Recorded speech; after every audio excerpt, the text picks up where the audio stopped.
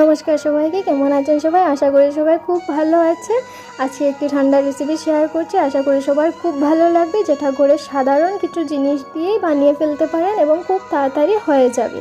উষ্ণ গরম দুধের মধ্যে আমি গুড় নিয়েছি, নিয়ে এটাকে ভালো করে ব্লেন্ড করছি। আপনারা চাইলে এখানে চিনি ব্যবহার করতে পারেন, যে যেটা খেতে ভালোবাসেন সেটাই ব্যবহার করবেন।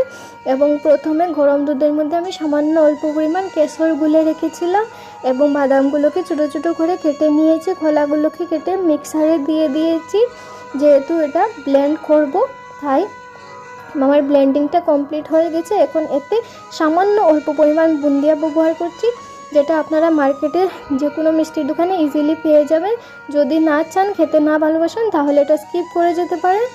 আমার মিক্সারটা রেডি হয়ে গেছে। এখন এটা আমি প্রথমে গুলে রাখা দুধের মধ্যে দিয়ে দিয়েছি, দিয়ে হাতের সাহায্যে খুব ভালো করে ব্লেন্ড করে নেব, যাতে এই মিক্সারের টেক্সচারটা খুব ভালোভাবে চলে আসে এবং থিকনেসটা খুব ভালোভাবে ফিল করা যায়, খেতে মুখের মধ্যে ভালো লাগে।